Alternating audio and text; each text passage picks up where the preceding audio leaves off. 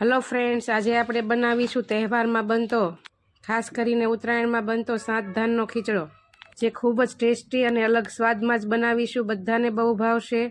तेना माटे 7 धान गमे एक वाटकीना मापथी आपणे लई लेशुं।